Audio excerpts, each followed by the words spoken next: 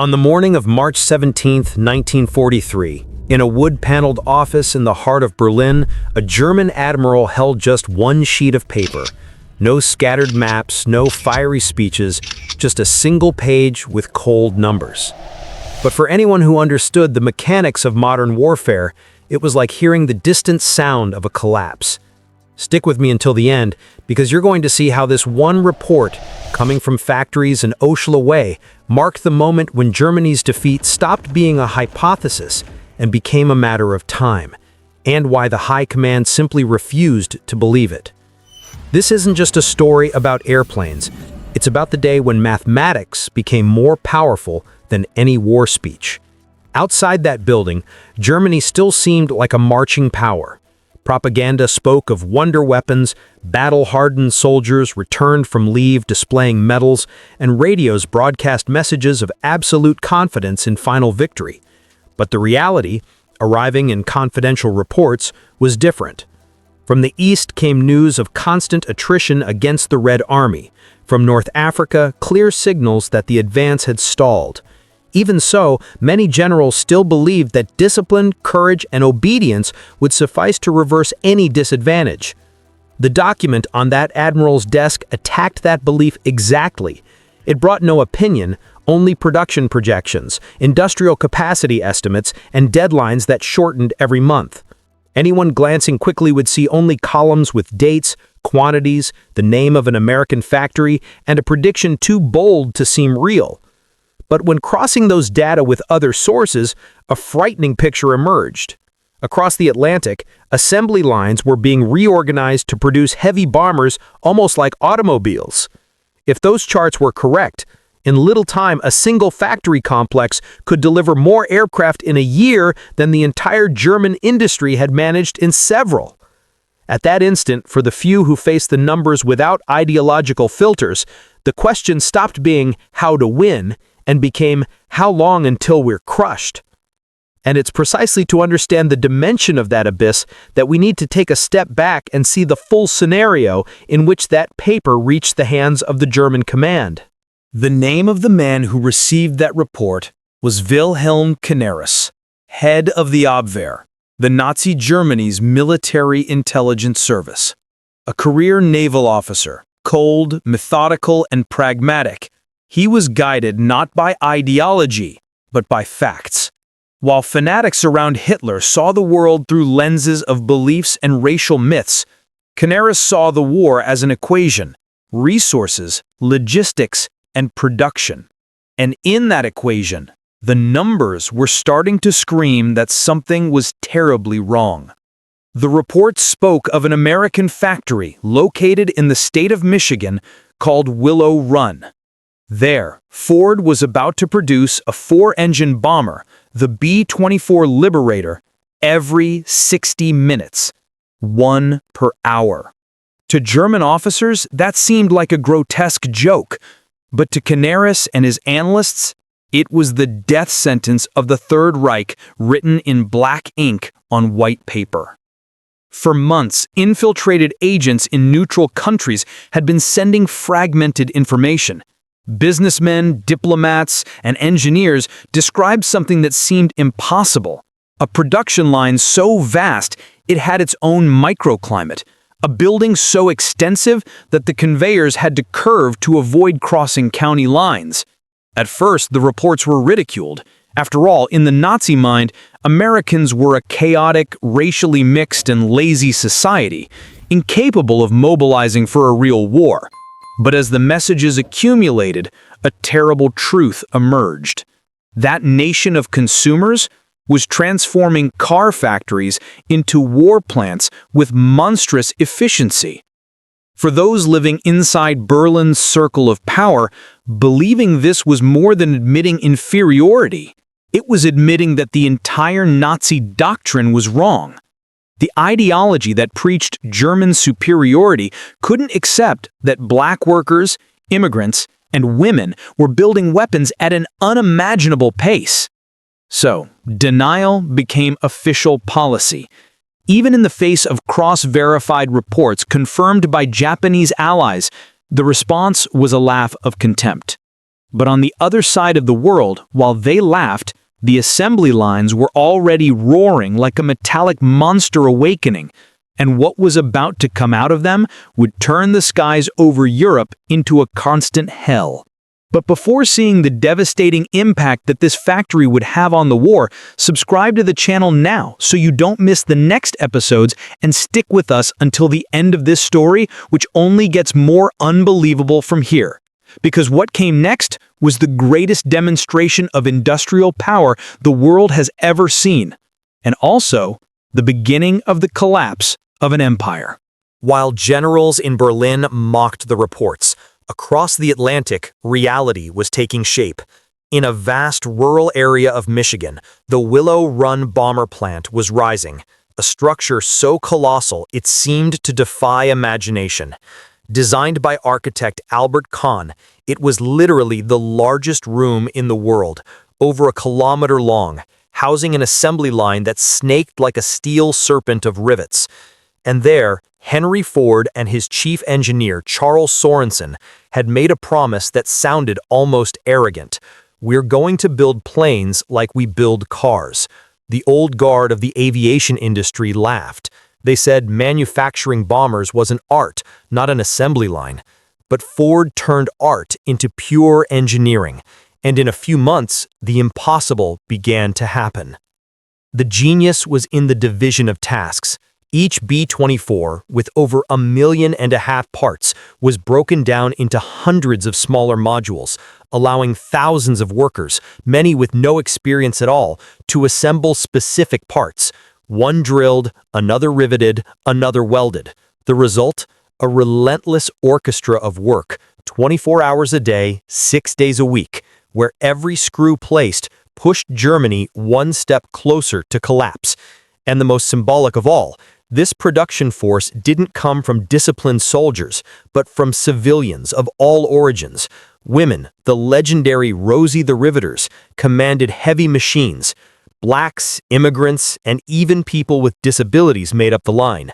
The diversity that Hitler despised was about to defeat him through efficiency. In the first months, the project seemed like a chaotic mess. The nickname was Will It Run, a bitter joke about its delays. But as the system adjusted, the gears kicked in. Every week, assembly time dropped. Every month, planes took to the sky. It was the beginning of an avalanche of metal and fire.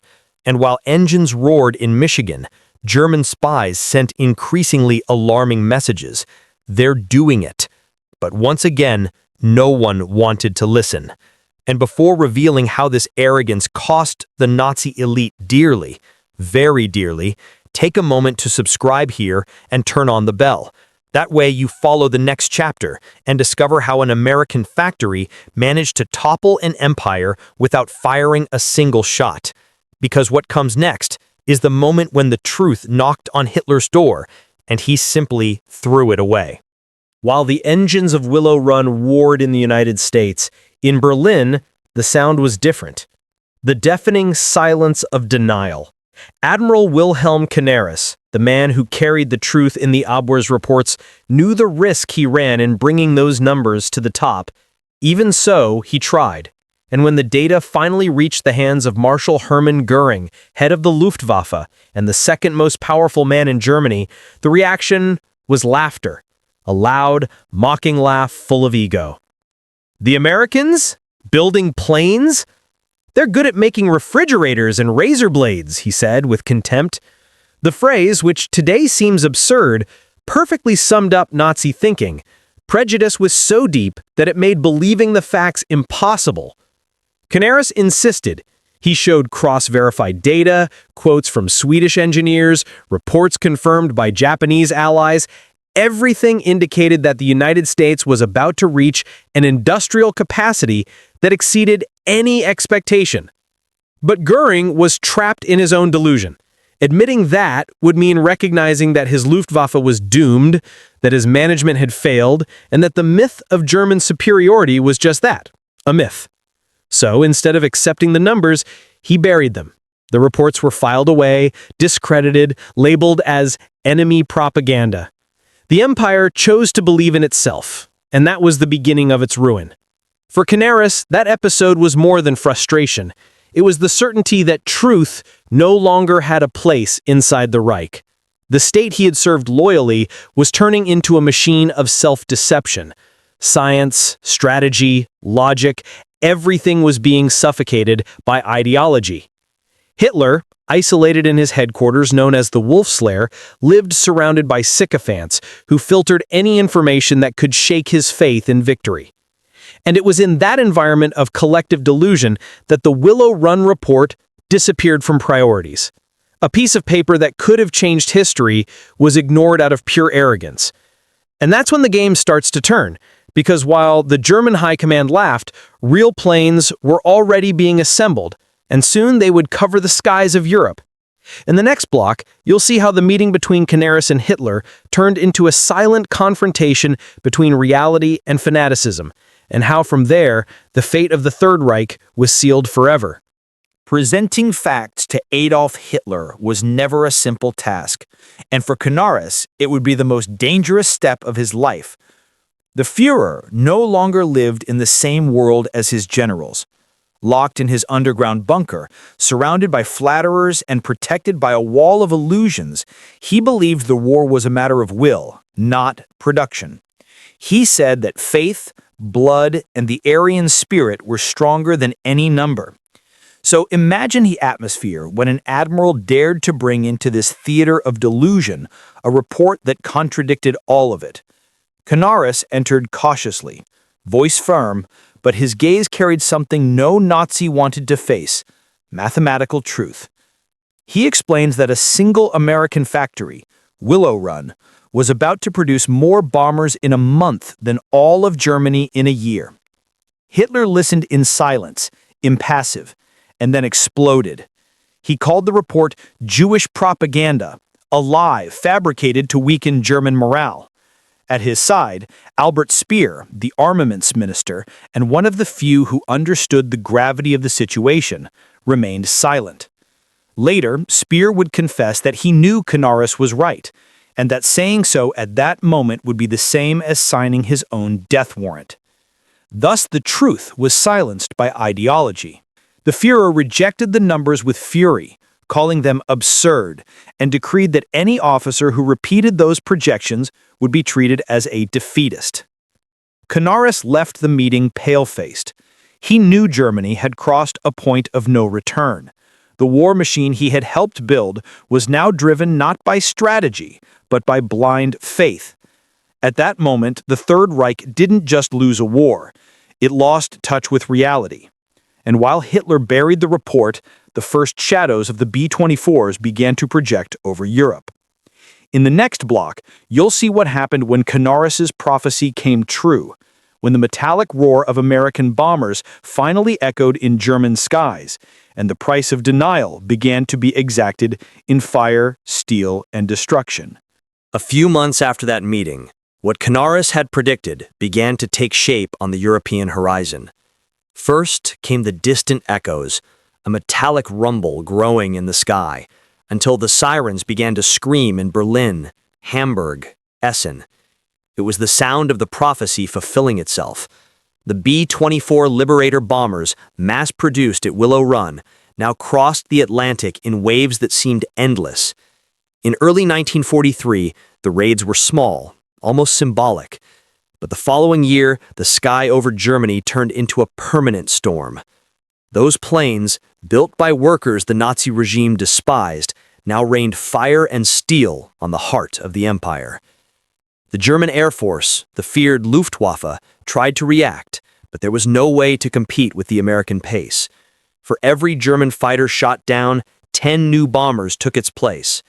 It was the mathematics of war turned into a nightmare. Operation Big Week in February 1944 was the peak of this offensive. Thousands of bombers, many straight from Willow Run's assembly lines, devastated factories, refineries, and railroads in a week of unprecedented destruction.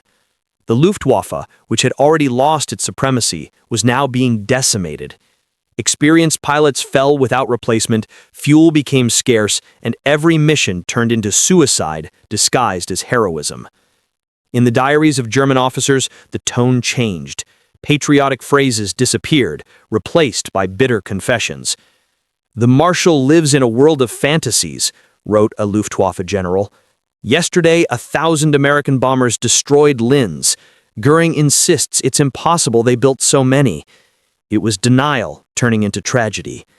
Every ruined city was a cruel reminder of the sheet of paper ignored a year earlier. And the most ironic? The weapon destroying the Reich wasn't secret. No ultra-sophisticated project, no scientific miracle. It was simple, cold, and merciless industrial efficiency. The power of a free, diverse, and united society. In the next block, you'll see how this truth, now impossible to deny, sealed the fate of Canaris, the man who tried to warn, but ended up condemned for seeing too much. While the skies over Germany burned under the flames of Willow Run bombers, Wilhelm Canaris lived his darkest days. The man who had tried to show the truth was now treated as an internal enemy. In a regime where thinking differently was treason, lucidity became a crime. The Abwehr's reports, which once served as a compass for the army, were now seen as symptoms of pessimism. And pessimism, for Hitler, was synonymous with weakness. Within the corridors of power, Canaris went from silent hero to suspect. The shadows of the SS began to surround him. His own agents were watched, his phones tapped. The Fuhrer's paranoia had no limits, and the man who spoke of facts was now accused of spreading American lies. But Canaris wasn't just a disappointed officer. In secret, he had become something more dangerous, a man in conflict with his own conscience. Shocked by the atrocities committed by the SS and the insane course of the war, he began using the Abwehr to protect persecuted people and aid the German resistance. It was he who maintained contact with theologian Dietrich Bonhoeffer, who orchestrated plans within Germany to end the regime. Canaris helped discreetly, sabotaging orders, diverting information, and keeping neutral countries away from Nazi influence. For Hitler, that kind of attitude was unforgivable. While the bombers turned cities to ashes, Canaris's internal war against his own government's madness intensified. He knew the Reich was doomed, and that every report, every ignored warning brought collapse closer. But he continued, fully aware that the price would be his own life. The man who saw the future could already feel the noose tightening around his neck. And in the next block, you'll see what happened when that noose finally closed. The day the admiral who tried to save Germany from blindness was silenced by the same regime that refused to hear his truths. One of the most tragic and symbolic scenes of the end of the Third Reich. The end of Wilhelm Canaris didn't come quickly or heroically. It came as exemplary punishment, planned by a regime that couldn't tolerate reality. After the failure of the July 20, 1944 assassination attempt, when German officers tried to kill Hitler, a witch hunt began within the army itself. And it was in that whirlwind of paranoia that the Gestapo finally reached him. Rummaging through Abwehr documents, they discovered Canaris's personal diaries. In them were direct notes, criticisms of the Fuhrer, mentions of SS brutality, and worst of all, the silent confession that the war had been lost since 1943, the year of the Willow Run report. That was enough to seal his fate. Arrested and humiliated, Canaris was taken to Flossenburg concentration camp. There, amid the ruins of a collapsing empire, he lived his final days. On April 9, 1945, just weeks before Germany's surrender, he received the final order. He was stripped, tied, and slowly strangled with piano wire, a cruel end for a man whose only treason was telling the truth. No shot, no proper trial, just the silence of power crushing anyone who dared see too much. While Canaris's body was hastily buried, the sounds of war echoed in the distance. Bombers flew over the camp, ironically from the same factories he had warned about 2 years earlier. The symbol was inescapable. The planes the regime called propaganda now tore through the sky, announcing the end. The man who tried to prevent Germany's collapse was killed by the blindness he denounced. And even dead, his prediction came true before everyone's eyes, a defeat not just military, but moral and intellectual.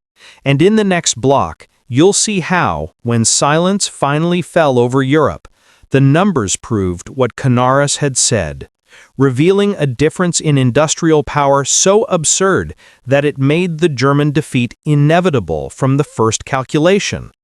It's time to discover the exact weight of that sheet of paper Hitler ordered ignored. When the cannons finally fell silent in May 1945, the figures began to be tallied, and that's when the world saw the size of the avalanche that crushed the Third Reich. The report Canaris held in 1943 wasn't just right, it had underestimated reality. The Willow Run factory, which seemed like a propaganda myth to the Nazis, had achieved an almost inhuman feat, producing a B-24 Liberator bomber every 63 minutes. 63 minutes! In total, nearly 7,000 complete aircraft and another almost 2,000 assembled in kits for partner factories. A single American plant manufactured more heavy bombers than the entire German industry during the whole war. It was the triumph of logic over fanaticism, of freedom over totalitarianism. The United States, driven by a mobilization power the world had never seen, produced 300,000 planes between 1940 and 1945. In the same period, Germany barely exceeded 94,000. What Hitler called a nation of lazy consumers defeated him not with secret weapons, but with mathematics, organization, and the collective strength of millions of citizens. Workers of all origins, ethnicities, and beliefs united in a common effort. It was the antithesis of Nazi ideology, and in the end, that's what destroyed it. The German commanders who survived and were interrogated by the Allies couldn't believe the numbers. The incredulity that began in 1943 persisted into the post-war era. They were defeated by something they never understood, the ability of a free people to unite without needing fear or oppression. And the smoldering ruins of German cities were the reminder that ignoring the truth can cost more than any military defeat. But before concluding this story with the outcome and final message, the legacy that Canaris' report left for modern history, take a moment and subscribe to the channel now. That way, you don't miss the last block, where we'll show how this episode isn't just about war, but about the eternal danger of denying reality.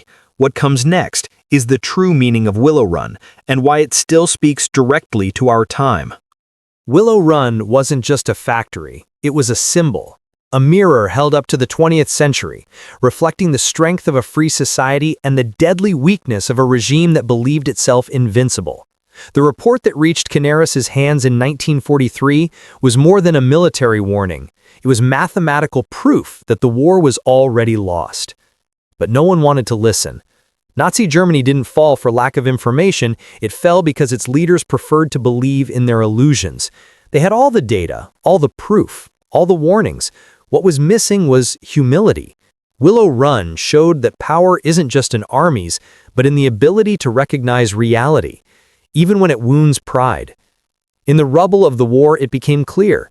Racial superiority, absolute control, and the tyranny of fixed ideas don't withstand the force of truth. The American assembly line, with its women, immigrants, and ordinary workers, became the perfect antidote to the poison of fanaticism. Every rivet placed, every engine started, every plane crossing the sky was a silent response to Hitler's arrogance. And history forever engraved the lesson: no ideology survives when it denies facts. Canaris died strangled, but his lucidity won. He was the solitary voice that tried to warn the Iron Empire, and even silenced, his predictions echoed in the roar of the bombers that wiped the Reich from the map.